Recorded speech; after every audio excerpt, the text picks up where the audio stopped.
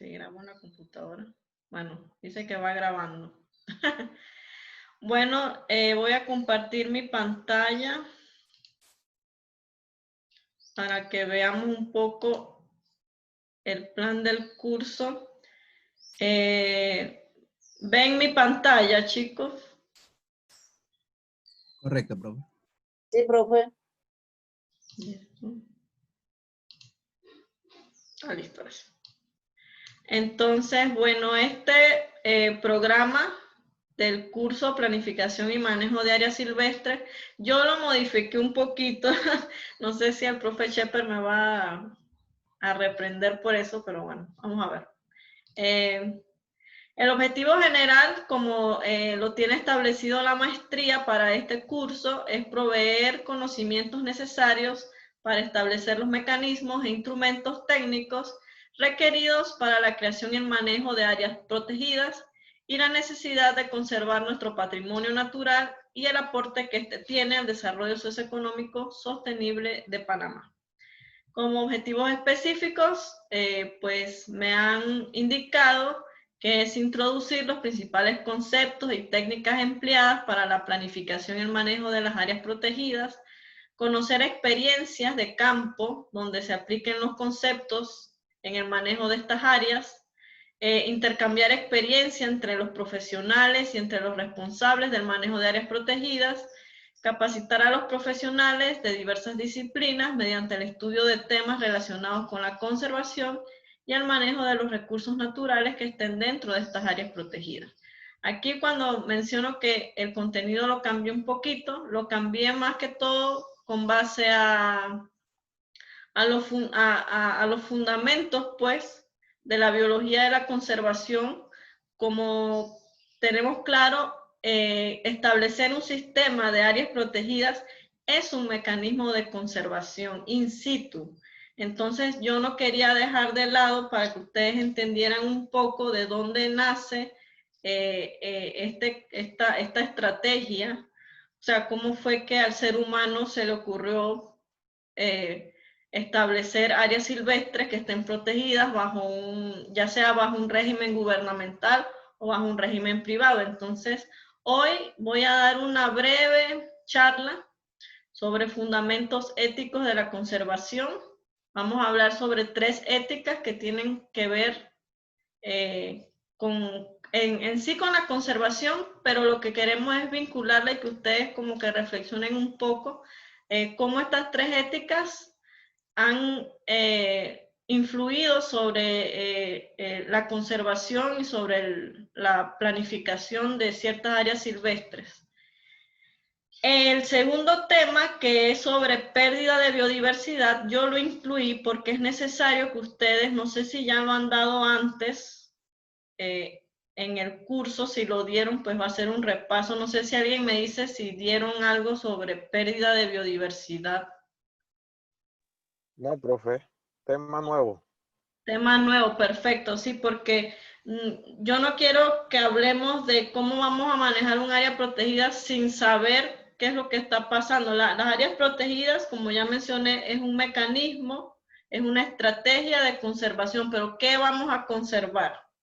La biodiversidad o la naturaleza. Ahí hay un debate entre mis profesores, por ejemplo, allá en Chile, cuando estudié la maestría, que a algunos no les gustaba el término biodiversidad, utilizaban naturaleza, otros usaban biodiversidad porque era más carismático, pero no importa. A la final, la naturaleza, la biodiversidad está amenazada. Entonces, quiero que ustedes reflexionen sobre los 4 principales amenazas que enfrentan la biodiversidad en el neotrópico, o sea, en la parte tropical del continente americano. Van a leer un artículo científico de un libro que les colgué en la plataforma virtual. Estos 4 amenazas se llaman los 4 jinetes del apocalipsis. El cambio climático, cuando yo lo estudié en el 2011, no estaba como jinete, ¿no?, del apocalipsis. Eso ahora lo están incluyendo porque ya sabemos cómo está la situación a nivel global.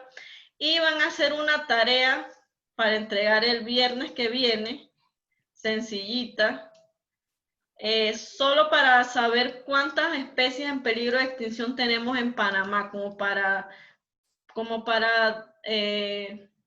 contextualizar, ¿no? De que Panamá es un país muy diverso en cuanto a especies de flora y fauna, pero tenemos muchos grupos que están pasándola mal y que a veces ni con nuestro sistema de áreas protegidas estamos logrando los objetivos para conservarlos y preservar poblaciones viables. El tercer tema, que es lo que vamos a dar el otro sábado, ya vamos a ver los diversos sistemas de áreas protegidas, ¿no? Entonces voy ahí a hablar un poquito de cómo se ha dado esto en Latinoamérica. Vamos a hablar sobre las categorías y cómo definen las diversas categorías de áreas protegidas según la Unión Internacional para la Conservación de la Naturaleza, que es uno de las principales organizaciones internacionales pues, que han definido y han establecido una categorización bien sistematizada y bien estructurada que puede o no ser adoptada por los países. Cada país tiene su sistema nacional. Por ejemplo, en Costa Rica no se le llama áreas protegidas, sino áreas de conservación, y dentro de un área de conservación pueden haber parques nacionales, reservas forestales. Los costarricenses tienen un sistema totalmente, por ejemplo, diferente a nosotros, igual diferente a los mexicanos. Entonces, pero la UICN brinda una guía para todos aquellos países pues que quieran iniciar o que quieran reformular sus sistemas, pueden adoptar la metodología de la UICN. También quiero que ustedes conozcan un poco de las reservas de la biosfera de la UNESCO, que no tiene pues nada que ver con la UICN, y estas reservas de la biosfera nacieron en México. Es prácticamente un modelo mexicano que se ha replicado en muchos países del mundo. En Panamá tenemos la reserva de la biosfera de la Amistad, por ejemplo, que une tres diferentes, incluye el Parque Internacional Amistad, el Parque Nacional Volcán Barú y la Reserva Forestal de Fortuna. Palo Seco, creo. Dígame. Palo Seco creo que también está en Sí. esa biosfera. Ajá, creo que Palo Seco también. Entonces, en Panamá tenemos nuestro Sistema Nacional de Áreas Protegidas, pero bueno, hemos adoptado también esta categoría de la UNESCO, y quiero más o menos para que veamos cómo se estructura una reserva de la biosfera, porque tiene ahí toda su estructura, ¿no? Y pues vamos a ver el Sistema Nacional de Áreas Protegidas, que ahí pues Tomás, que trabaja en esa dirección, nos puede ahí apoyar un poquito, ¿no? Y las bases legales para establecer estas áreas y cómo, ¿no? Hay que conocer la legislación que tenemos. Y pues yo había invitado al presidente de la Red de Reservas Naturales Privadas de Panamá para que él nos conversara, porque yo recién en el año pasado fue que me enteré que existía una red de reservas naturales privadas de Panamá. Bajo nuestra legislación, la legislación de mi ambiente, pues las reservas naturales no se integran dentro del SINAP, pero existen. Y sería bueno saber pues cómo ellos, o sea, cuáles son los requisitos para inscribir una reserva natural privada, cuántas reservas naturales privadas están dentro de esta red y cuál es la misión y los objetivos de ellos, ¿no? Entonces, para eso mejor escuchar al presidente de esta red para que nos expliquen, ¿no? Y bueno, el tercer sábado El sábado 19 vamos a hablar ya de la planificación de áreas silvestres para la conservación. ¿Esto qué quiere decir? Incluye tanto áreas silvestres protegidas como las áreas silvestres que están fuera de los sistemas de áreas protegidas gubernamentales. Entonces aquí vamos a tener una tarea que vamos a discutir después en clase sobre la selección de áreas prioritarias para la conservación, y quiero pues que vean un estudio de caso de México donde ellos han establecido una metodología bien científica para seleccionar áreas prioritarias y las sobrelapan con las áreas protegidas para hacer análisis de vacíos, ¿no? ¿Cuánto están protegiendo realmente las áreas protegidas? ¿Cuáles son áreas que no están dentro de las áreas protegidas, pero que son de suma importancia porque son sitios de alto endemismo o son sitios con gran riqueza biológica? Entonces, como para que reflexionemos un poco, ¿no? Que las áreas silvestres no solo hay que tener en cuenta lo que está dentro del paraguas de protección gubernamental. ¿Qué pasa con todos esos bosques que están en manos de los productores agropecuarios? Y ahí tenemos también que tener ese punto en cuenta, ¿no? Y todas las áreas de amortiguamiento de las áreas protegidas, donde hay mucha actividad productiva agropecuaria y de otros tipos.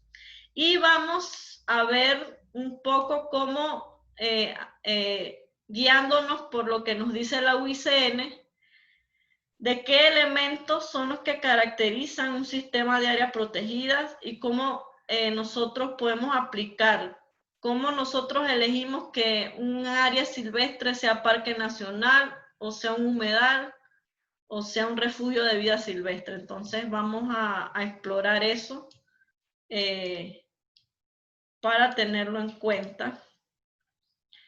Y bueno, ya el quinto tema, que es el último sábado, es ya la parte de manejo, y esto es prácticamente el trabajo final, ¿no?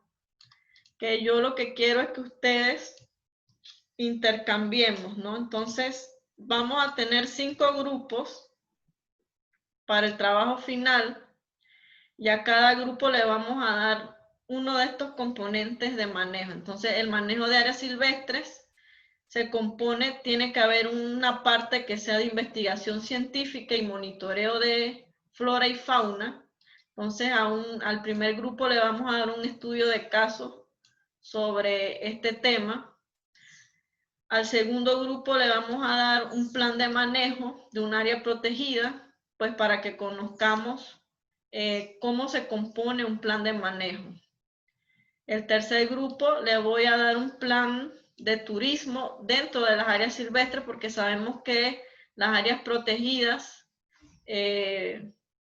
son áreas de esparcimiento y hay mucho turismo dentro de estas áreas. Entonces, pero tampoco podemos llevar un turismo desordenado. Hay muchos quienes decimos que hay que controlarlo muy bien, porque si no lo controlamos podemos causar problemas.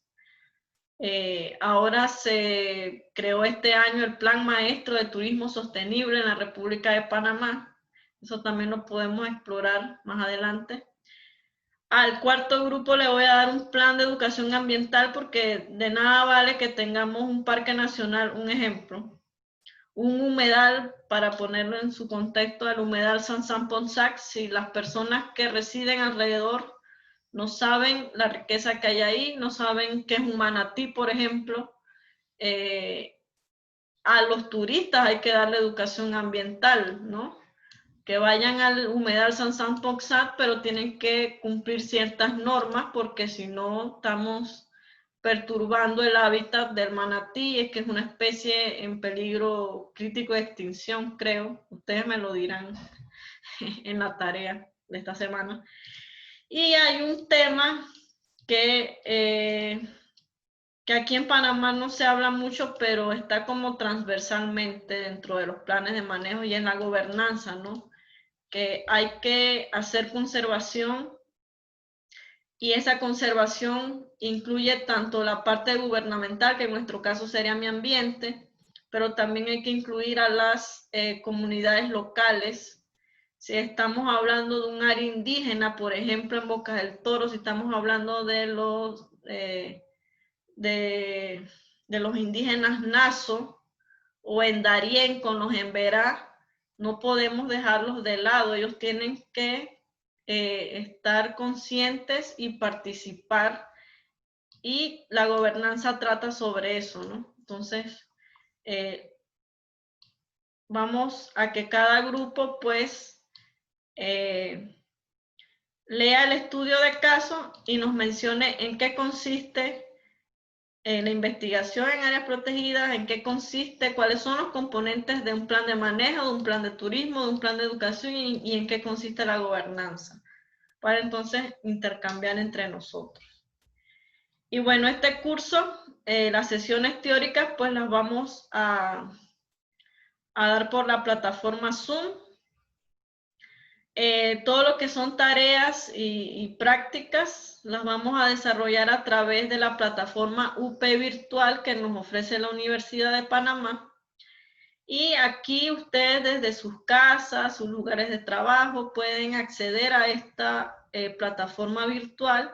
Ahí pueden descargar los artículos que yo les voy a colgar ahí. Y ahí entonces ustedes suben sus tareas y ahí pues yo las recibo, ¿no? Como ya mencioné, ya hablé del trabajo final, y acá más adelante pues vamos a tener dos tareas básicamente, y yo había planificado dos foros, pero lo más seguro es que el segundo foro no sé si lo podemos hacer. El segundo foro era como para que ustedes adelantaran parte del trabajo final. Así que eso lo podemos hacer y los ayuda a reestructurar el trabajo final.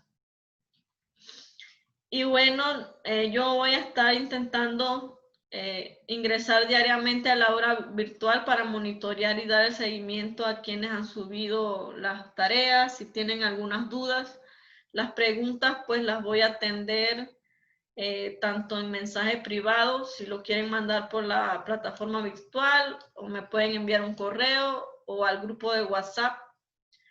Y pues yo todos los días de lunes a viernes entre 9 a 6 de la tarde pues estaré respondiéndoles. En el caso de que tengan alguna duda con su trabajo final y quieran tener alguna reunión virtual individual por grupo, podemos coordinar un horario en la semana para quienes quieran esta guía. Y este programa ya está en la plataforma virtual. Ahora les voy a explicar, voy a dejar de compartir aquí y les voy a explicar rapidito lo que van a encontrar en la plataforma virtual. Aquí entramos al link que les envié al correo electrónico. Bueno, ya lo tengo guardado aquí, pero aquí está upvirtual.up.ac.pa. Se van a encontrar con esto. Ah, si no he compartido. Voy a compartir ya. Ahora sí lo ven. Aquí entran a la dirección, al link que les envía el correo electrónico upvirtual.up.ac.pa. Aquí les va a aparecer el inicio de la plataforma. Aquí colocan su cédula con guiones incluidos, y pues la contraseña que yo les envié, esa contraseña es provisional. Entonces ustedes la colocan. Ustedes la colocan, pero tienen que cambiarla cuando ingresan. Entonces, cuando ingresan... Profesora, disculpe, dígame. Darwin Acosta. Creo que hubo un mala digitación o qué, pero me pusieron en mi cédula ahí 1716-805 cuando en realidad es 825. Ay, ya, pero ¿pudiste entrar a la plataforma? Sí, sí, ya estoy entrando con esa que me dieron. Dios. Esa fue, imagínense que esa lista fue la que me envió el profesor Shepard y yo se la envié a la muchacha de informática. Sí, Bueno, bueno, tal vez digitaron mal, bueno, porque en la lista del profesor Shepard sí aparece 825, pero tal vez la digitación del área de informática fue es, la mala. bueno, vamos a ver. Bueno, ya entrarás con esa. Ajá. Sí, voy a entrar con esa totalmente. Y no te preocupes, pero mándame un WhatsApp con tu cédula como es, para yo modificarla en la lista de asistencia. Ok, vale, vale, vale. Bueno, cuando entran, bueno, para los que no lo han hecho, aquí arribita donde dice el nombre y aquí va a aparecer para que coloquen una foto si lo quieren hacer, si no, no importa. Para cambiar la contraseña se van a preferencias. Y en preferencias, aquí donde dice cuenta de usuario, ponen cambiar contraseña. Entonces, ustedes cuando se van acá a inicio del sitio, deberían entonces tener aquí algo que digan mis cursos y ahí le va a salir el curso planificación. Entonces le dan clic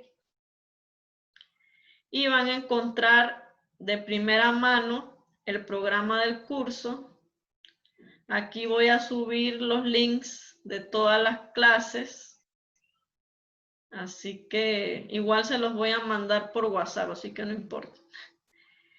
Y esta pestañita que está aquí, que dice formación de grupos para el trabajo final, es para yo ver, para que conformemos los grupos del trabajo final. Entonces, yo lo había hecho como eran 20 ustedes, había hecho 5 grupos donde cada grupo iba a tener 4, pero ahora que somos 18, van a haber 3 grupos de 4 y creo que 2 de 3, si no me equivoco. A ver, 3 de 4, 12 y 3 de 3, 6, 18. Así que van a haber 3 grupos de 4 personas y 2 grupos de 3 personas. Entonces aquí ustedes ingresan y le dan clic acá. Si quieren estar en el grupo 1, grupo 2, grupo 3 o 4 o 5. Ustedes se pueden poner de acuerdo entre ustedes en privado y dicen, bueno, vamos a hacer el grupo. Disculpe, profesora, una Diga. consulta. ¿El número del grupo corresponde al tema que se va a elegir o no tiene relación? Ay, sí, no lo puse aquí. Básicamente yo lo iba a hacer así. El grupo 1 iba a hacer el tema de investigación y monitoreo. El grupo 2, plan de manejo. Grupo 3, el plan de turismo dentro de áreas protegidas. El grupo 4, educación ambiental. Y grupo 5, gobernanza. Así que ustedes pueden en privado conversar y entonces ya saben que tienen que darle clic. Entonces dan clic, pues yo quiero el grupo 3, entonces guardan aquí, guardan la selección. Bueno, yo no puedo hacer eso porque no. Y ahí yo me doy cuenta, me van a salir los nombres y ya yo sé quién es quién, entonces yo les mando el PDF, se los mando al correo. Ya, pero necesito saber quiénes están en cada grupo para poder hacer eso. Entonces, esto tienen hasta el viernes 11 de diciembre para hacer su selección. O sea, tienen toda esta semana para conversarlo entre ustedes y entrar a la plataforma y guardar su selección. Cosa que yo el otro fin de semana ya les pueda mandar a su correo el material para que ya lo vayan viendo. Entonces, tienen aquí el tema 1, pérdida de biodiversidad, que es la lectura de esta semana. Entonces, ahora cuando terminamos esta clase, que esta clase es cortita, así que si lo quieren hacer de una vez o lo quieren hacer, pero tienen hasta las 5 de la tarde de hoy para leer este artículo. Cuando entran aquí, ustedes le dan clic a lectura de la semana y automáticamente les va a abrir el PDF. Ustedes lo descargan o lo leen ahí mismo como quieran. Yo preferiría que lo descargaran y lo leyeran después. Entonces, este es un capítulo de un libro que habla sobre la sexta extinción, ¿no? La pérdida de especies y poblaciones en el neotrópico. Entonces, leen el artículo y luego ingresan al foro 1. Entonces, en el foro 1, esto es individual. Entran al foro 1 y ahí dice que después de leer este artículo, pues respondan estas dos preguntas, ¿no? ¿Cuál sería la principal amenaza que enfrenta la biodiversidad en Panamá? Recordemos que aquí van a hablar sobre eso, entonces ustedes van a reflexionar un poco qué puede estar pasando en Panamá según lo que ustedes, según la experiencia de ustedes, ¿no? Y de las 4 amenazas que se mencionan, que las mencionamos anteriormente, los 4 jinetes del apocalipsis, ustedes escogen uno y hacen una investigación rapidita en Google, ¿no? Buscan y describan un ejemplo que pueda estar observando en Panamá o algo que ustedes conozcan, ¿no? Ah, mira, ya hay una, ni me había dado cuenta, que ya hay una persona que contestó. Entonces aquí en responder, ustedes le dan clic en responder y escriben su análisis. Entonces tienen hasta hoy, yo puse 5 de la tarde, pero en realidad esto va a estar abierto hasta las 6 de la tarde.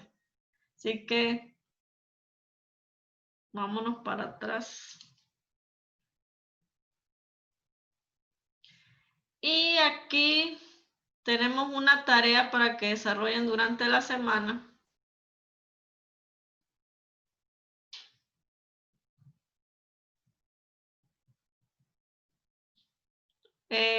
Investigar más o menos aproximadamente, no es algo tan claro, el número de especies de flora y fauna de Panamá. No importa si no lo consiguieron. A mí lo que más me importa es el punto 2, ¿no? Entonces, revisar el anexo de la resolución por la cual se establece el listado de especies de fauna y flora amenazadas de Panamá. Aquí les dejé el link para que ustedes descarguen esa resolución y se van a anexos. Creo que yo lo tengo por acá. Voy a darle clic aquí para ver qué pasa. Ah, los lleva directamente. Perfecto. Entonces aquí es una gaceta oficial. Ustedes se van al anexo, que son las últimas páginas. Aquí están. Ajá, anexo, miren. Entonces primero colocan plantas.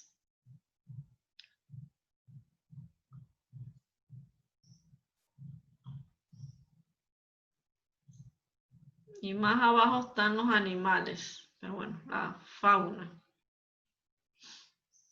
Entonces yo lo que quiero saber es cuántas especies de flora están en vulnerable, cuántos en peligro y cuántos en peligro crítico. Vamos a devolvernos a... ¿Cómo se dan cuenta de eso? Aquí ven, por ejemplo, plantas. Esta especie está en CR. CR quiere decir en peligro crítico. Entonces ustedes contabilizan todas las que están en CR, van buscando, ¿no? De plantas. Y entonces las colocan acá. Para más o menos nosotros saber cómo estamos en esa situación. Lo que más me interesa es esta tablita. Este punto 1 no es tan importante. Pero si consiguen el dato, pues mucho mejor. Y aquí, bueno, aquí no le va a salir lo mismo que yo, pero deben de salirle a ustedes algo como subir la tarea, ¿no? Me suben la tarea. Aquí la pueden descargar para que ya tengan, yo les puse el cuadrito aquí en el Word. Y eso es el tema 1. Entonces, cuando para el otro sábado, entonces habilito el tema 2. Aquí no les aparece a ustedes. El otro sábado sí les va a aparecer. Y me voy a salir de aquí. Profe, Dígame. hombre, yo lamento que esa nueva resolución de la lista de especies en peligro sea un documento escaneado y no me deja la oportunidad de usar los motores de búsqueda del PDF. Ah, sí. Porque la anterior resolución, ella sí era un documento que usted podía poner el nombre científico, le daba a buscar en el PDF y encontraba así en qué estatus estaba la especie. Pero yo he dado por todos lados buscando esa lista, ya sea en documento digital que uno pueda eh, modificarla o usarla como buscador y que va. No No, sé si. no, lo único es... ¿Dónde tengo eso? No, sí, porque es escaneada. Sé que Sí, o sea, es un documento escaneado. va a ser un poco engorroso, eso sí, yo lo reconozco. Pero lo que sale es esto, ¿no? Yo lo único que quiero es que Sí, contabilicen, ¿no? 1, 2, 3 en VU, que es vulnerable, ¿no? ajá. 2, 3, 4, 5, 6, 7, sí se van, ¿no? Y entonces, a ver.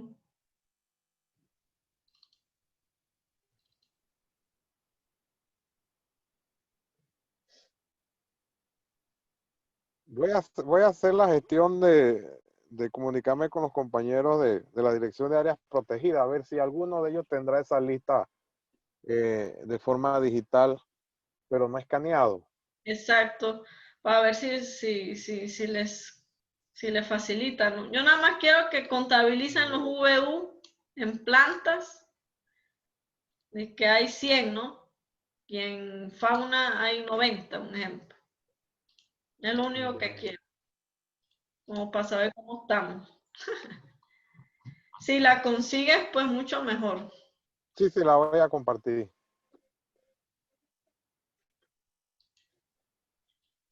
Y bueno, eso es por el momento. No sé si quieren tomar un receso.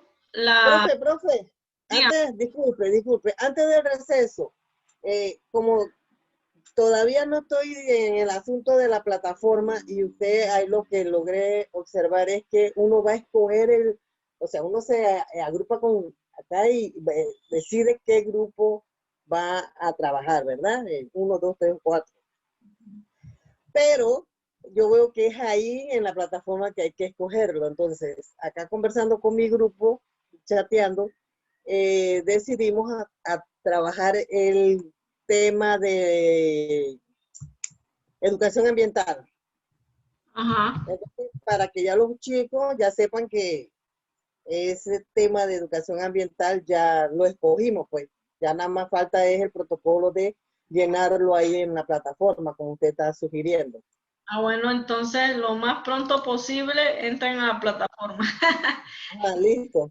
Le dan clic ahí. El grupo de nosotros es de 4 personas. Ah, listo, listo. Está Areli, David, Katiuska y Guadalupe. Ajá. Déjenme ver si puedo editar y ponerles el nombre a cada grupo. Ah, yo creo que sí. Ah, sí puedo, para que vean.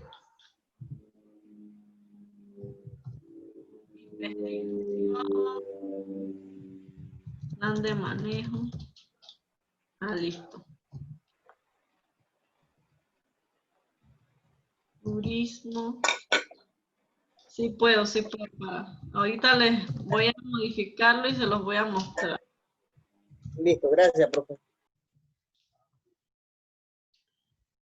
Ujú.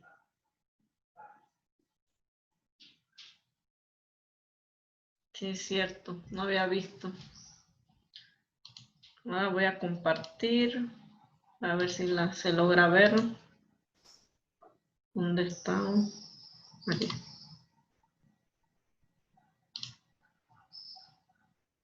Listo, creo que aquí lo ven, ¿no?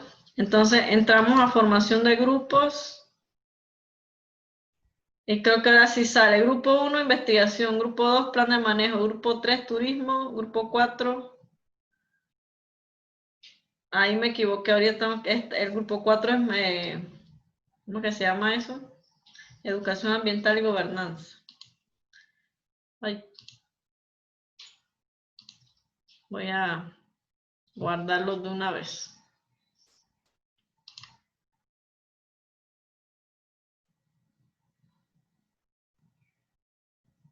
Puse otra cosa y no puse educación ambiental.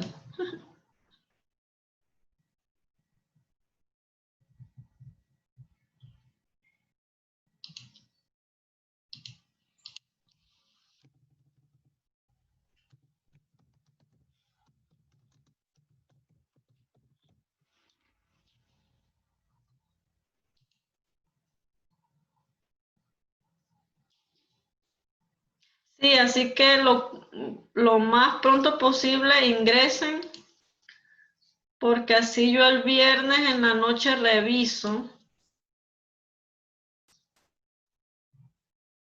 quién quedó en qué grupo y así yo les puedo mandar, por lo menos a los 4 del grupo 1 les mando un email con el archivo que tienen que analizar. Y así vamos más rápido. Así que aquí ya quedaron para que se guíen, ¿no?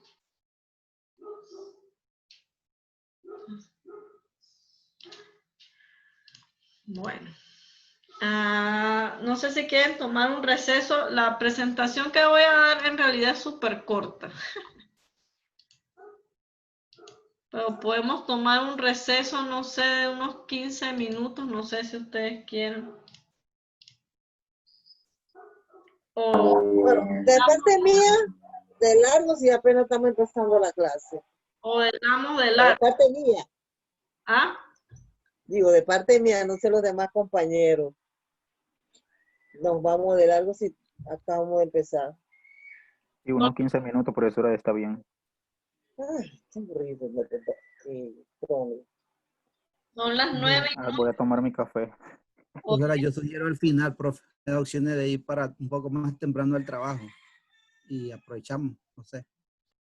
O sea, nos vamos de largo. Sí, correcto, profesora, y aprovechamos entonces al final los minutos. Ah, bueno, perfecto. Sí, la presentación en realidad es corta.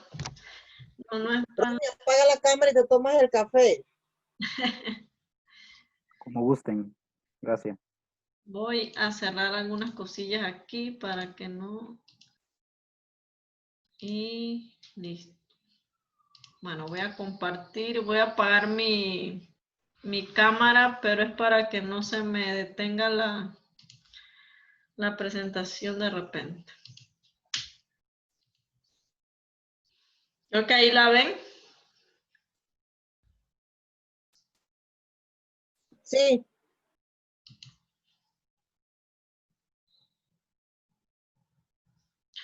Listo, bueno, vamos a hablar un poquito sobre la ética de la conservación. Y quiero empezar con esta reflexión que me gusta bastante, que dice que una vez que una especie se extingue, ninguna ley puede hacerla regresar. Se ha marchado para siempre. Entonces quiero que tengan eso en mente, de que la conservación lo que busca es mantener poblaciones de flora y fauna viables. ¿Qué quiere decir viables? Que tengan una cantidad suficiente para que puedan persistir en el tiempo y no se extingan. Pero de nada vale que tengamos una ley súper buena si no hacemos cumplir la ley, si no hacemos educación ambiental. De nada vale que tengamos un Parque Nacional Volcán Barú. Si fuera del Parque Nacional Barú, todas esas áreas silvestres que conectan con el Parque Nacional Barú se van acabando, vamos perdiendo conectividad. Entonces, para reflexionar sobre eso, ¿no? Las áreas protegidas es un mecanismo de conservación in situ, pero no puede ser lo único que nosotros hagamos. Tienen que ser complementarias con otras estrategias de conservación, y la educación ambiental es muy importante. La participación de las comunidades locales y la aplicación efectiva de las leyes. Tenemos un título dentro del Código Penal sobre delitos ambientales y pues ya sabemos más o menos ciertas cosillas, que eso lo vamos a hablar después en el marco legal. Pero para esta clase que es cortita, lo que quiero es que identifiquemos los principios éticos que sustentan la conservación de la naturaleza, pero básicamente los que se relacionan un poquito con la parte de las áreas silvestres, los ecosistemas y esto, ¿no? Y analizar cómo estas éticas influyen en la planificación y manejo de áreas silvestres, o cómo lo han hecho en el tiempo, ¿no? Porque es una clase un poco histórica en esa parte. Entonces, hemos identificado 3 éticas principales: la preservacionista o preservacionismo, la ética de la conservación de los recursos y la ética de la tierra ecológica y evolutiva. Entonces, la primera ética puede decirse que se formó gracias a 3 naturalistas y pensadores del finales del siglo XIX, principios del siglo XX, que son Ralph Waldo Emerson, Henry David Thoreau y John Muir, quienes según sus ideologías, según sus experiencias, según su trabajo que realizaban con la naturaleza, dieron algunos postulados, pues, para formar esta ética. Por ejemplo, Emerson decía que la naturaleza debería ser vista como un templo. O sea, nosotros entramos, por ejemplo, a un bosque y lo que veíamos ahí, pues, se podía tener una experiencia espiritual. Por eso entonces se podía ver ese bosque como un templo, ¿no? Como un lugar donde el ser humano se podía conectar espiritualmente, pues, con la naturaleza.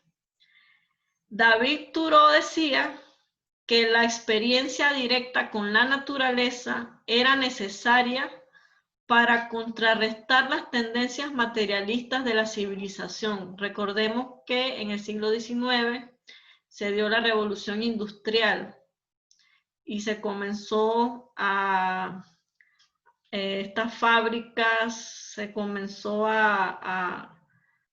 hubo un avance muy grande de la humanidad en cuanto a tecnología, ¿no? Entonces ya las personas se habían vuelto un poco materialistas, entonces era necesario que los seres humanos fueran a un área natural y como que descansaran un poco de las ciudades, ¿no? De todo ese movimiento convulso de las ciudades, y tener una experiencia con la naturaleza que les brindara paz, les brindara recreación. Y John Muir fue el principal exponente de esta ética y él basaba todo prácticamente en que la naturaleza tiene un valor intrínseco, o sea, tiene un valor en sí mismo. Entonces todos ellos tenían en realidad como objetivo principal la estricta protección de la flora y fauna y del paisaje natural. Es así como llegó David. Esta ética preservacionista o preservacionismo, bajo los postulados de estos tres señores, justifican la protección. Bienvenido, David. Buenos días, profesora. Gracias. Vamos empezando ahí la clase, así que no importa. El preservacionismo pues justifica que hay que conservar la naturaleza por el valor intrínseco que ésta tiene en sí misma y no por el valor instrumental que nosotros los seres humanos podamos hacer de los bienes que podamos extraer de ahí o de los servicios pues que nos dan, ¿no? Y básicamente fomentaba que había que conservar grandes áreas naturales silvestres en estado puro, sin ninguna perturbación humana. O sea que dentro de esa área silvestre no había que tener ninguna intervención humana. Pero esto tuvo algunos puntos negativos, ¿no? Porque ellos pues reconocían que la naturaleza pues daba una fuerza creativa, brindaba paz, brindaba salud mental y que eso tenía un valor más allá del valor instrumental de la naturaleza en sí. Sin embargo, cuando ellos decían que había que mantener estas grandes áreas libres de la utilización humana, ¿qué pasó en Estados Unidos, donde comenzó esto? Muchas de estas grandes áreas silvestres tenían grupos indígenas. ¿Y qué hicieron ellos? Pues como no tenían que tener perturbación humana, estos grupos indígenas fueron desplazados de sus territorios que por miles de años estuvieron ahí. Y los desplazaron y los movieron, hicieron las grandes reservas indígenas y los marginalizaron para mantener pues esas grandes áreas protegidas. Y esto es uno de los aspectos negativos, pues que ahora en el siglo XXI pues nosotros no concebimos un área protegida sin la participación de las comunidades locales. O sea, si hay una comunidad local, una comunidad indígena dentro de un parque nacional, no podemos desplazarla, tenemos que incluirla dentro de las decisiones de manejo y hay que hacer un comanejo con estas comunidades. Entonces esto es algo negativo, ¿no? Porque ellos se centran simplemente en la protección de la naturaleza de manera tan estricta que no puede haber ninguna perturbación, que las poblaciones de fauna tienen que mantenerse lo más puras ahí, cosa que en el siglo XXI es casi imposible tener un área natural que no esté intervenida por el ser humano. Y ancestralmente tampoco, porque si nos vamos antes de la colonización, antes de que los españoles llegaran a América, los indígenas vivían en América. Entonces, nunca han habido bosques totalmente vírgenes y totalmente prístinos. Entonces, sin embargo, esta ética tuvo sus logros, ¿no? Que fue la creación. Ay, Dios, ¿qué pasó? La creación del primer parque nacional, o sea, esta ética fue la que a partir de ahí fue que comenzó este movimiento de que estas grandes áreas silvestres había que protegerlas, pero había que protegerlas bajo un régimen gubernamental, ¿no? Entonces se crea el primer parque nacional, el Parque Nacional Yosemite en 1890, finales del siglo XIX, imagínense. Es un área sumamente extensa en Estados Unidos y de ahí no solo se crearon, de ahí no solo se creó el Parque Yosemite, se crearon los parques nacionales de Sequoia, de Petrofield Forest, del Gran Cañón, y fue a partir de ahí que los demás países pues se crea esta estructura o se crea esta concepción de crear un sistema de áreas protegidas. Así que eso pues se lo debemos en cierta parte a esta ética y a estos señores pues que dijeron que habían que tener áreas, parques nacionales que estuvieran con un alto grado de protección sin la perturbación humana, porque era la única manera de preservar especies, ¿no? Especies de flora y fauna en el tiempo para que no se extinguieran.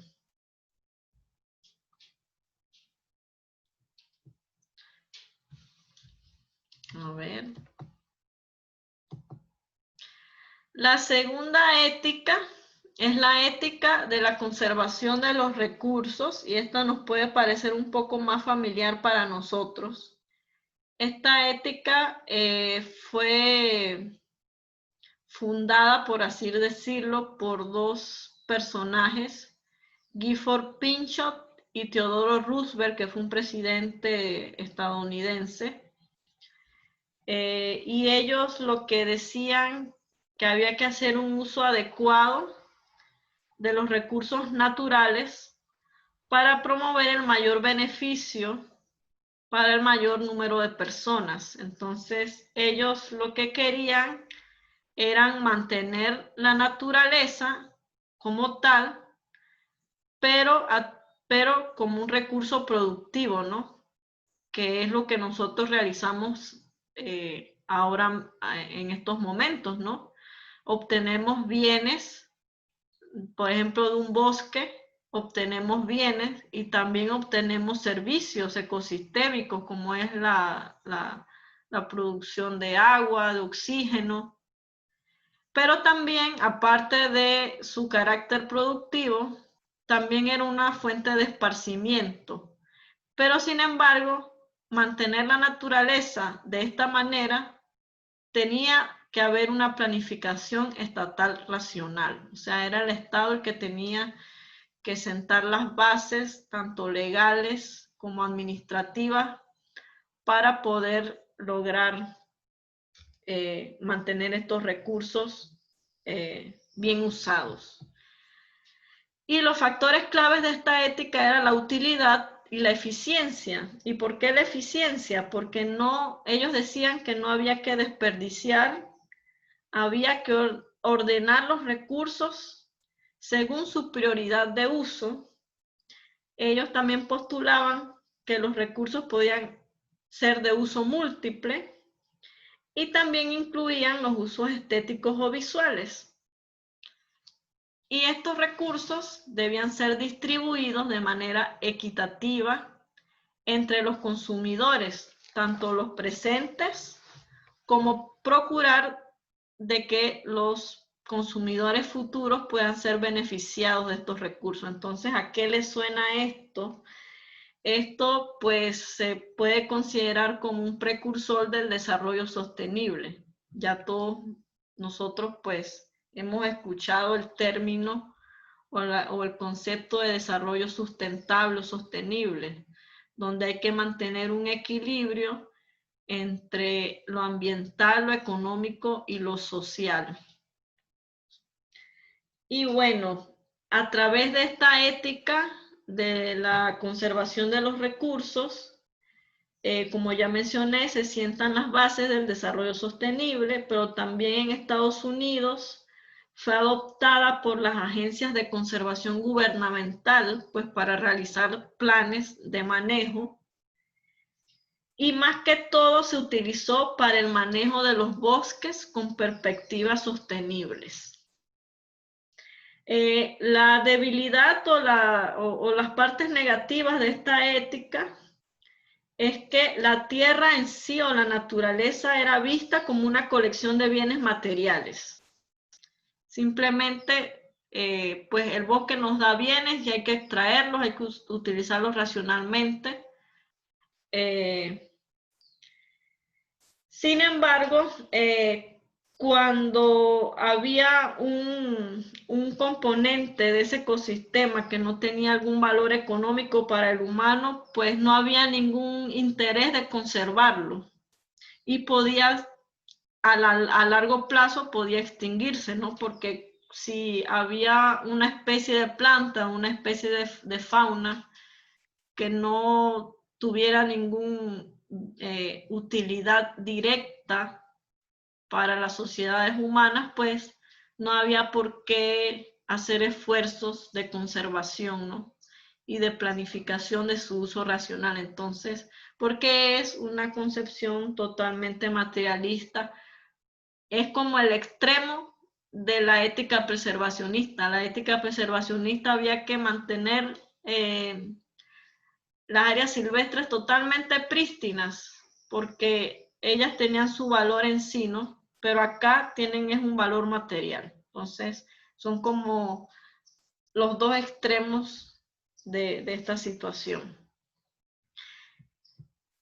Y la tercera ética, que es una ética que surge a través de la ciencia de la biología evolutiva y de la ecología, que es la ética de la tierra ecológica y evolutiva, pues su principal representante o defensor fue Aldo Leopold. Él, pues, mencionaba que la naturaleza está organizada como un sistema de procesos interrelacionados que incluyen al ser humano como componente. Entonces, Leopold también decía que había que cambiar el papel del ser humano, de Homo sapiens, de simple conquistador de la tierra, al del simple miembro y ciudadano de ella, como podemos ver en esta imagen, ¿no? Por mucho tiempo, el ser humano pues estaba en la cúspide de una pirámide, ¿no? Que podía gestionar o manejar, extraer todos los recursos de los ecosistemas sin ninguna visión sostenible, algo egoico. Sin embargo, a través de esta ética, ya dejamos de estar en la cúspide de esa pirámide para entrar en un ciclo, ¿no? En una organización, en un ecosistema donde todos los componentes están interrelacionados. Y nosotros los humanos somos parte de ese ecosistema natural. Y todo lo que repercute, si hay una población que se extingue de un bosque, eso tiene repercusiones en el ecosistema y por ende tiene repercusiones en las sociedades humanas. Si nosotros no mantenemos la cobertura vegetal suficiente en las cuencas o en las partes altas de las cuencas hidrográficas, no vamos a tener agua. Y sin agua el ser humano no puede vivir. Podemos vivir sin luz 2 días, pero sin agua, qué lío, ¿no? Para cocinar, para beber, para bañarnos. Entonces, lo importante de esta ética es que decía que hay que mantener la salud de ese ecosistema, de este ecosistema que vemos aquí circular, ¿no? Hay que mantener la salud y mantener los procesos ecológicos. Los procesos ecológicos, por ejemplo, la distribución de las semillas que realizan ciertos animales dentro del bosque para que el bosque se vaya regenerando. O sea, el bosque no se puede regenerar si no hay murciélagos, si no hay monos, si no hay sutos o gatosolos que estén consumiendo los frutos y los estén dispersando por todo el ecosistema. Y si no tenemos bosque, pues no vamos a tener agua, no vamos a tener oxígeno puro, no vamos a tener otros bienes y otros servicios ecosistémicos. Entonces, los principios, como ya mencioné y reiterar, que era mantener la salud de los ecosistemas, administrar a los ecosistemas no solo como recursos particulares, como lo decía la ética anterior, ¿no? Que había que hacer un uso racional de los recursos porque son bienes, sino que había que incrementar o mantener la diversidad biológica y su valor futuro, porque es muy importante para mantener a los humanos. ¿Y qué logros se pudo hacer a través de estas concepciones que se estuvieron manejando a partir de los años 50? Que es una visión más moderna de considerar a las comunidades como parte integral de los esfuerzos de conservación, cosa contraria de la primera ética, ¿no? Como ya mencioné, para poder hacer el Parque Nacional Yosemite u otro parque nacional en Estados Unidos en finales del siglo XIX, desplazaron a los indígenas, los marginalizaron. En cambio, a través de esta ética de la tierra, las comunidades son parte de los esfuerzos de conservación y no podemos conservar un área silvestre ni manejar los bosques, ya sea en un área protegida o fuera de ellas, sin tener la participación de las comunidades, sean indígenas, sean comunidades de productores agropecuarios o sean inclusive zonas urbanas. Por ejemplo, tenemos en la ciudad de Panamá muchos parques nacionales que están cerca de la ciudad de Panamá, como el Parque Nacional Soberanía. Entonces no podemos tener sin la participación de estas personas. Y es un inicio, pues, del modelo de hacer conservación con participación comunitaria. También a través de esta ética se pudo hacer lo que era, por ejemplo, como ya mencioné, si nos vamos a la parte de Darién, hay muchas, los emberá utilizan mucho los recursos del bosque y tradicionalmente pues cazaban ciertas especies de fauna. Entonces, a través de esta ética de la tierra, pues también se comenzó a fomentar proyectos de cosecha y de caza, pero sostenible, porque no podemos tampoco, son tradiciones que los indígenas tienen, es muy difícil llegar y decirles ya no cacen ni un mono. Lo que tenemos que llegar a un acuerdo, hacer educación ambiental, de que esa especie de mono está en peligro crítico de extinción, por ejemplo, y que, bueno, tienen que hacer un uso racional de eso. Y esto, quiero hacer más énfasis en esto de la salud de los ecosistemas, y más que todo en estos momentos que vivimos actualmente con la pandemia, y es lo que se está ahora promoviendo mucho, es el término de One Health o una salud, que no es más que una integración interdisciplinaria de la salud tanto humana como animal, como de la salud de los ecosistemas en sí, del ambiente animal y humano, es procurar la salud del ecosistema. Y nosotros estamos viviendo el costo de no hacer un uso de esa biodiversidad que tenemos, porque recordemos que ahorita el COVID-19 es una pandemia, que ya hay estudios científicos que fue que pudo saltar de una especie de fauna silvestre, pues se pasó a un intermediario, un animal intermediario, y de ahí saltó en un mercado de Wuhan, China, ¿no? En un mercado pudo haber saltado de cualquier animal silvestre que se haya consumido en ese mercado de Wuhan. No se sabe exactamente, pero ¿qué es lo que quiero resaltar con esto? Que nosotros pues estamos, muchas comunidades o sociedades están haciendo uso de la biodiversidad de la fauna de una manera en que no estamos procurando la salud de ese ecosistema. Entonces, si no hay salud del ecosistema, no hay salud de esa fauna y muchas enfermedades emergentes están desarrollándose. El COVID-19 no es la primera ni va a ser la última.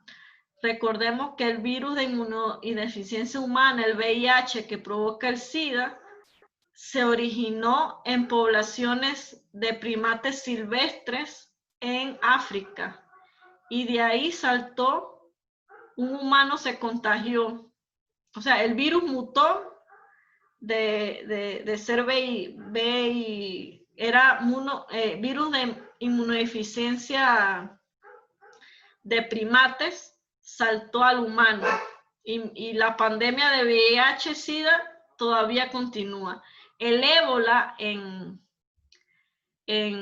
África también es una enfermedad que se originó en la fauna silvestre y porque muchas comunidades pues consumen carne de monte, pues mutó el virus y ahora es un problema de salud pública en algunos países de África y lo mismo sucedió con lo que estamos viviendo ahora.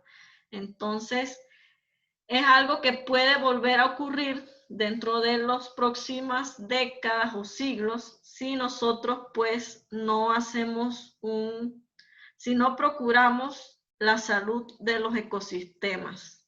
Y por eso es que quería que ustedes pues conocieran de este término que se está manejando últimamente, ¿no? El One Health, que es integrar la parte de salud pública. Aquí se integran los médicos y todo el aparato de salud pública.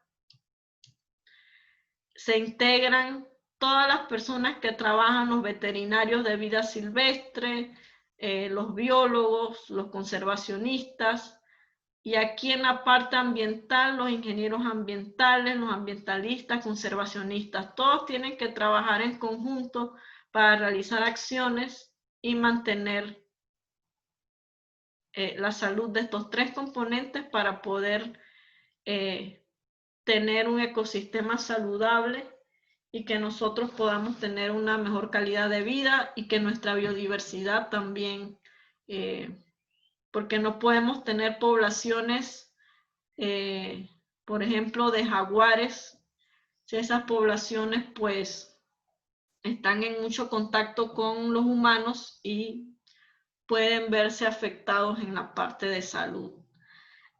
Por ejemplo, ahora con el tema del COVID-19, al principio de la pandemia, hubieron muchos felinos silvestres que se contagiaron de COVID en los zoológicos de Nueva York.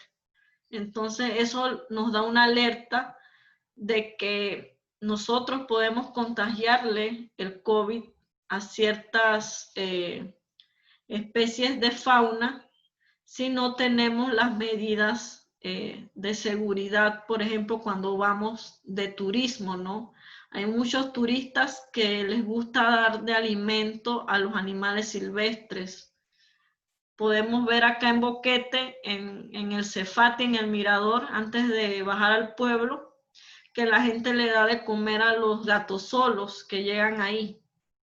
Pero ahora con esto del COVID tenemos que tener que la nueva normalidad que nos han impuesto también tiene que ser una oportunidad para mejorar ciertas actitudes que nosotros teníamos hacia la naturaleza, como por ejemplo no brindarle alimento porque no sabemos cuál es la respuesta inmune de los animales. Si ya hubo felinos silvestres que se contagiaron de COVID en un zoológico, pues esa es una alerta de que los animales en vida silvestre también podrían.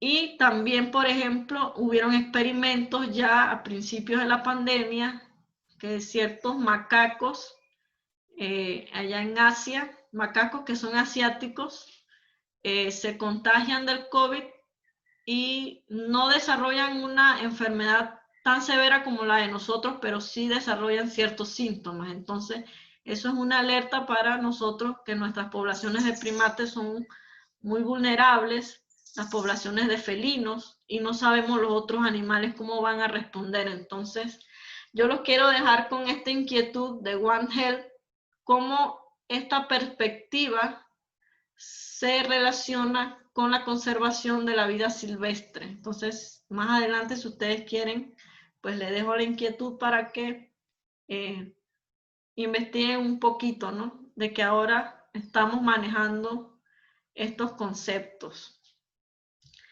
Y bueno, con esto termino. Y es súper temprano.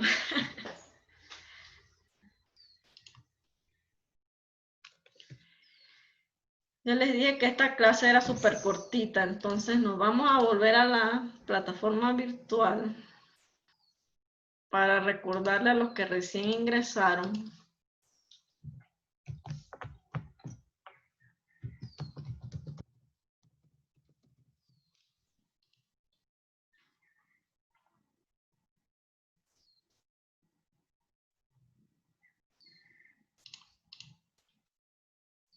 A ver, compartir pantalla. Y bueno, lo que sigue para hoy es que ustedes entren a la plataforma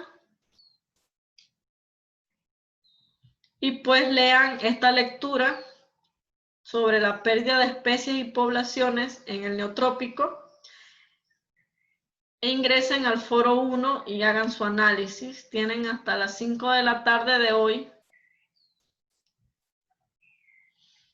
Responden según lo que leyeron.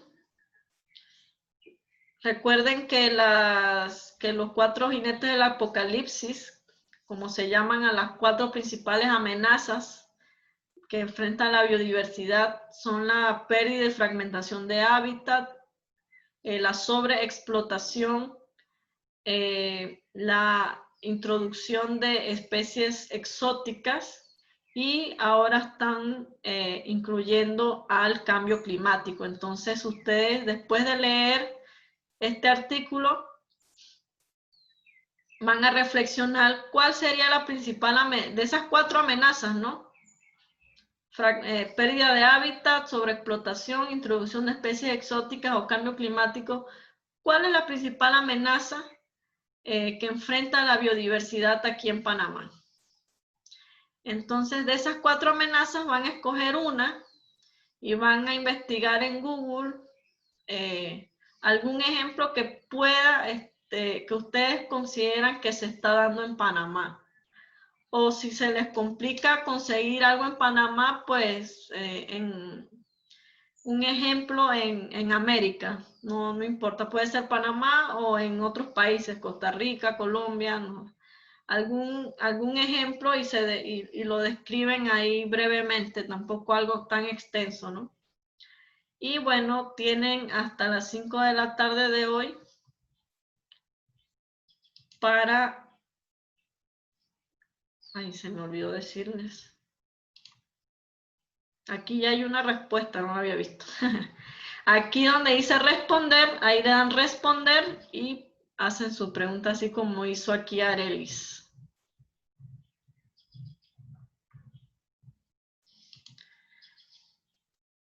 Y bueno, la tarea 1 es para el viernes. O sea, tienen hasta el viernes, hasta las 11 de la noche para entregarla. Y lo que más me interesa, pues, es esta tablita. Lo que queremos saber que ustedes, pues, vean cómo estamos, ¿no? Que a pesar de que tenemos un sistema de áreas protegidas, todavía hay muchas especies de flora y fauna que están en peligro crítico, en peligro, y unas que recién ingresaron en el 2016, que no estaban en ninguna categoría de amenaza, pero ya están en vulnerable, y vulnerable es como la alerta amarilla. La alerta amarilla es, tienes que hacer algo porque si no haces nada, va esa especie a bajar en peligro y peligro crítico. Pero esta tarea es para el viernes. Así que eso es todo por hoy. Y bueno, recordemos que a partir del próximo sábado, pues vamos a comenzar la clase a la 1:30 para que los compañeros que trabajan en la mañana los sábados, pues no se puedan perder las clases. Y pues esto va a quedar grabado para quienes no pudieron asistir hoy. Y voy a ver cómo es el tema de subirla a la plataforma. Así que... Profe, dígame. antes que termine, concluya, una consulta. Yo entré al asunto de la plataforma UP virtual, pero yo no sé, en antes que usted estaba explicando, ¿usted podría volver a explicar, por favor? Porque a mí no me aparece nada de las cosas que usted ha subido, solamente está mi nombre y el nombre de la materia, del curso. Pero no sé después de ahí a dónde yo tengo que ingresar para poder ver todo lo que usted ha subido. Ah, tienes que darle clic.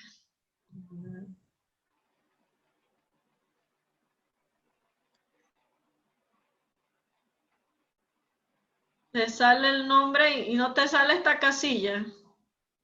Ah, comparta, por favor. Ah, sí. Me va la onda.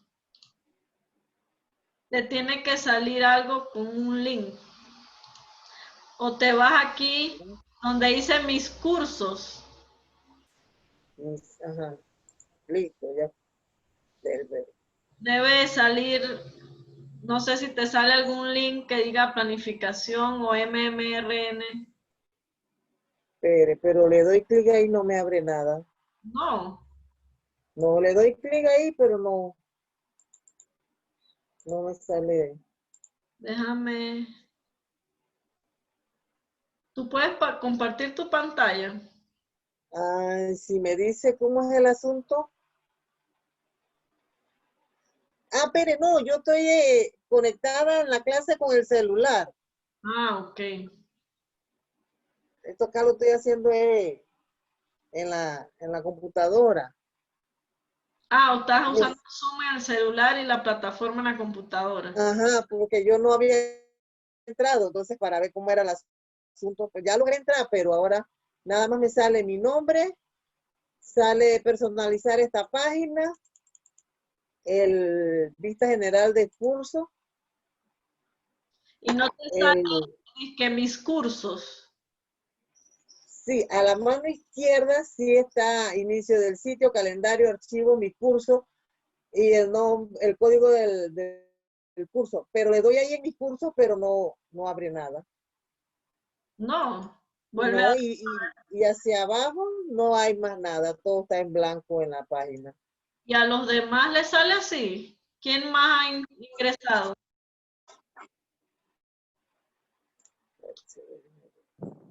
Profesora, yo ingresé dándole clic a mi curso. Ahí se desplegó toda el que está debajo de área personal, inicio, calendario, en esa área que dice mi curso, Ronnie. Sí, ahí mismo. Pero yo le doy esa cosa, no me abre nada.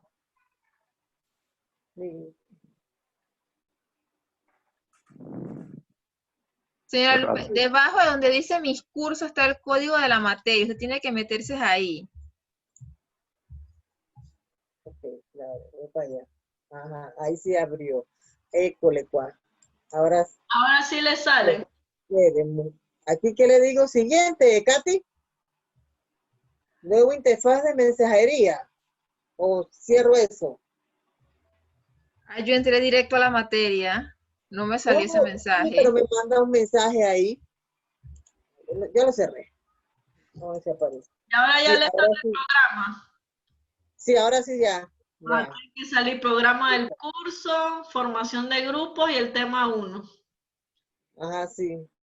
Entonces, Programa de curso, lectura, link, ujú, lectura ajá, la lectura.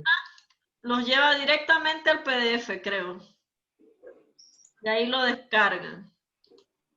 Ajá.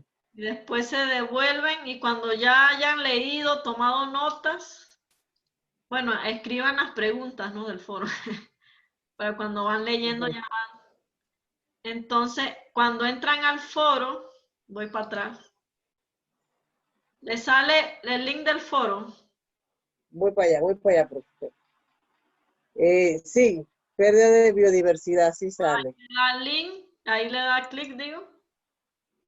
Y entonces ahí le salen las instrucciones y cuando ya usted tiene sus preguntas ya resueltas, Resuelta, ajá, le da en responder acá abajo. ajá. Y cuando da a responder, le va a salir ahí una casillita, ¿no? Y usted entonces escribe, cuando termina, le da a enviar. Ah, ok, listo. Listo, ahí me aparece. Enviar, pero eso, ya vi la, ajá, listo. Gracias, profe. Y ahí, amiga, que hay aquí ya hay una respuesta. Y ahí me van saliendo todas las respuestas. Ah, ok, gracias. Entonces me voy para atrás en la tarea. Aquí la tarea, entran a la tarea y ahí descargan el Word. El Word dice lo mismo que dice acá arriba, solo que ahí ya va a estar la tablita que solo tienen que llenar. Y ahí le dan clic a donde dice tarea 1 que tiene el signo de Word y les descarga eso. A ustedes les tiene que salir algo de subir, como de subir tarea que a mí no me sale. Y listo. Eso es todo. La tarea es para el viernes. Tienen hasta las 11 de la noche. El foro sí es para hoy hasta las 5 de la tarde. Y nos vemos. Voy a dejar de compartir esto. Bueno, nos vemos el otro sábado. No sé qué les conviene más, la 1 o la 1:30. No sé los otros cursos a qué hora empezaban. A la 1:30. A la 1. A la 1:30, profe. Buenos días. Bueno, entonces empezamos el otro sábado a la 1:30. Voy a hablar con el, ¿cómo es que se llama? Con el invitado que tenía, que yo había coordinado con con el presidente de la red de áreas naturales privadas de Panamá para que les hablara un poquito sobre en qué consiste esta red, cómo se puede inscribir un bosque que tú tengas en tu predio como una reserva natural protegida dentro de la red, ¿no? Esto no es parte del sistema que lleva mi ambiente, que es el SINAP, que es gubernamental. Pero sí quiero que conozcamos, pues, porque es importante qué están haciendo ellos desde la parte, cuántas reservas privadas conforman la red actualmente, dónde están ubicadas esas redes, si esas áreas protegidas privadas se conectan con la red de las áreas protegidas de mi ambiente. Es importante saber, ¿no? Porque lo que quiero rescatar de esa presentación a otro sábado, y es una lectura que les voy a dejar, pero no es obligatoria, es opcional.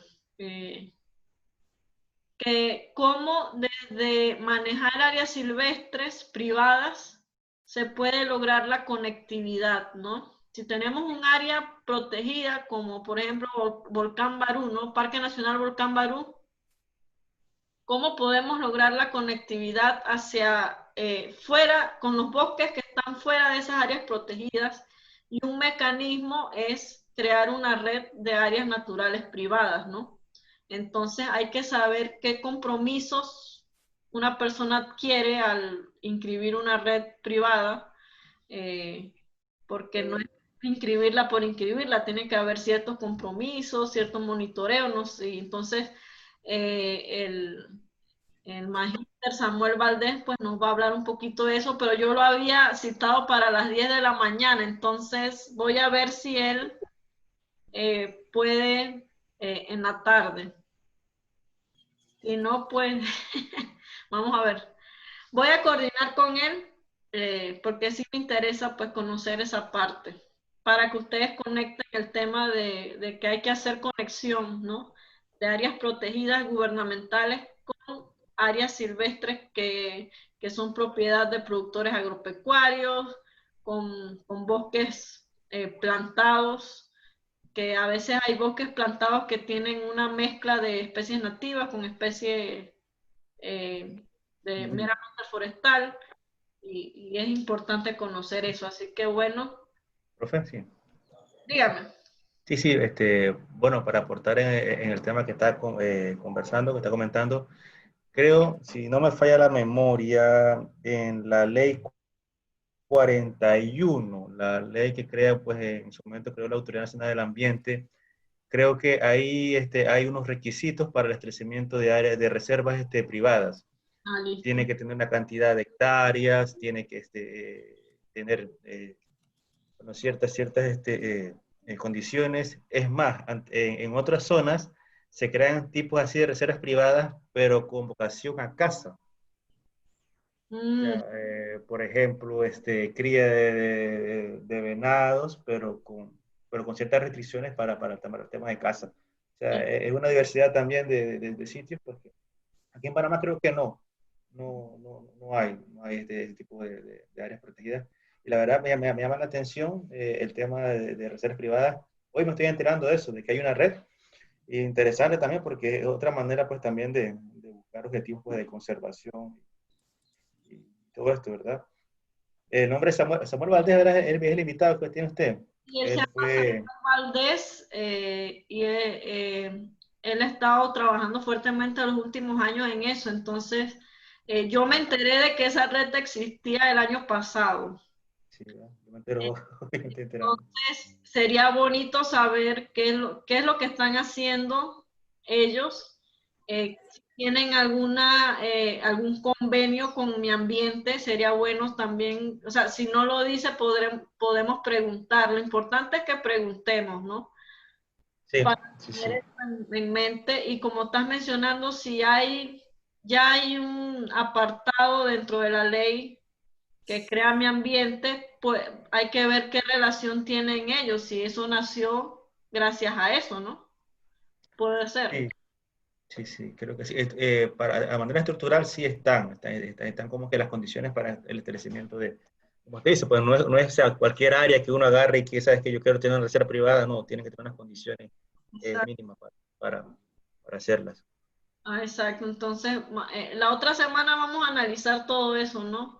La parte de la UICN y de la UNESCO la voy a tratar un poco rápida, pues para conversar un poquito ya la parte de nosotros, ¿no? Entonces, ahí nos estamos viendo. Gracias, Tomás, por el aporte. Así que gusto en conocerlos a todos hoy, y pues ya comenzamos las clases a la 1:30 a partir del otro sábado, para que, como lo han hecho con otros cursos. Y bueno, ahí tienen su asignación del día de hoy, que espero que les guste el artículo, que no les sea tan aburrido. Trato de buscar artículos que no sean tan científicos, porque cuando son muy técnicos y muy científicos uno se va y se pierde, ¿no? Que sean más amenos y que sean más aplicables. Es que bueno, con solamente el nombre, pues ya te engancha, por así decirlo. Pues la sexta extinción, uno que diga, wow, ¿cuáles fueron las primeras 5? Las primeras 5 fueron antes que nosotros existiéramos. La extinción de los dinosaurios, eso fue una de las... La de los dinosaurios no sé si fue la 4ª o la 5ª, no estoy segura. Entonces, la sexta extinción es la que estamos viviendo ahora, que no, por ejemplo, la extinción de los dinosaurios fue algo masivo y como un boom, ¿no? Se extinguieron en un plazo súper corto, ¿no? Y la teoría habla de que, bueno, de que fue un meteorito, supuestamente. No fue esa, a diferencia de todo esto ahora, pues que en parte, pues hasta el mismo ser humano es el que está creando todo este tipo de Exacto. problemática. O sea, Y la sexta extinción, como ya mencionaste, no es como la de los dinosaurios que fue boom, pasó algo de inesperado, una, sino que ha ido como lentamente, ¿no? Es algo que ha ido lentamente sucediendo y que es lo que se ha venido tratando de cuantificar y que es muy imposible cuantificar porque hay un montón de especies que todavía no han sido descubiertas por el hombre. Imagínense que hace unos meses descubrieron un nuevo especie de mono allá en Asia. O sea, en el 2021 todavía están descubriendo especies, las especies marinas, todas esas especies que viven en esas fosas súper profundas que el hombre todavía no ha llegado allá. Hay muchas especies que no se conocen actualmente, entonces es una especie que seguro ya se extinguieron y nunca supimos que existían. Entonces, profe, y así, bueno, aquí a manera de pregunta, así como hay especies, digamos, que se extinguen en cierto tiempo, o sea, me imagino que también habrán especies que nacerán en cierto tiempo, o sea, que a lo mejor no se identificaron hace 100, 200 años atrás porque no existían, si no existen es ahora debido a las condiciones pues, en las que se encuentra pues, el entorno natural, pienso yo, no sé qué sí, tan es usted. estudiarlo bien.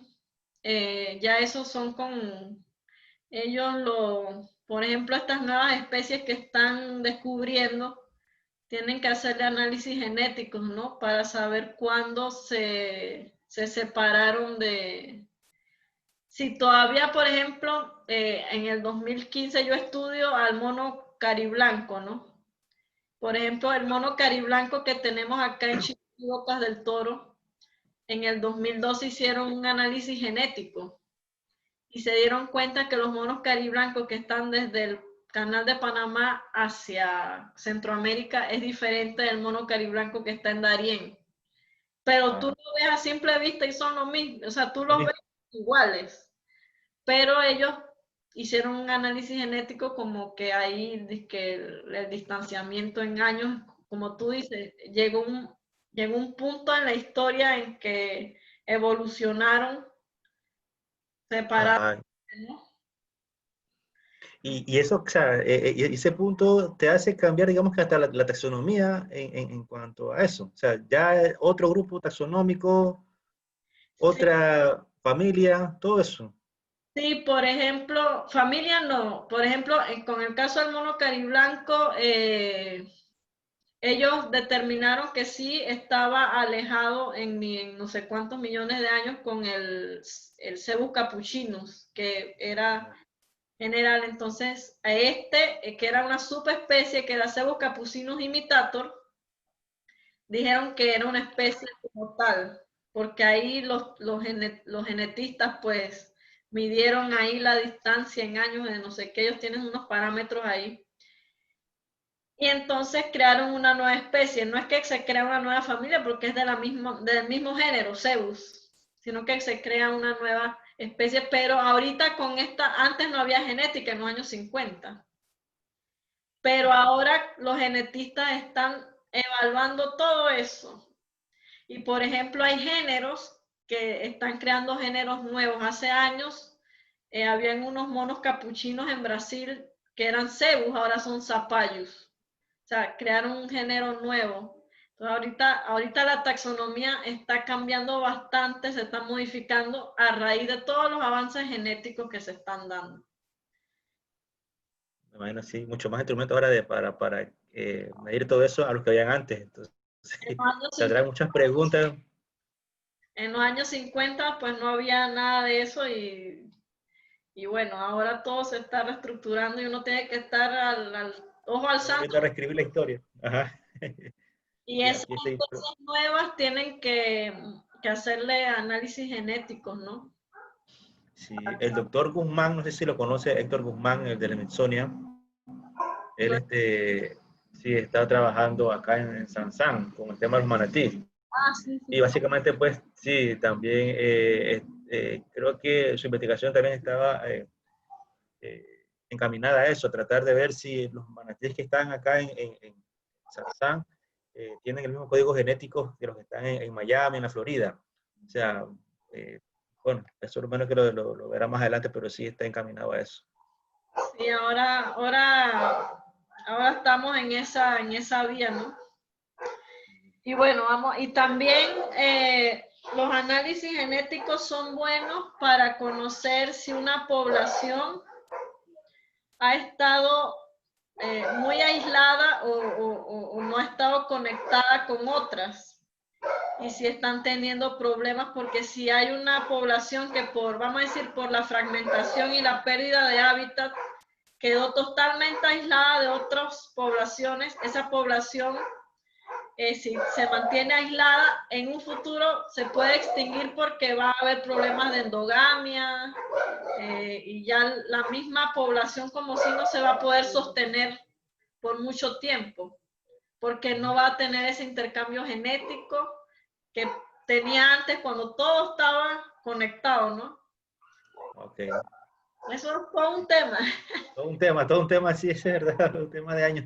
Que no me dan las cuatro semanas para abarcar tanto, pero trataré de ahí de ver cómo darles algunas herramientas.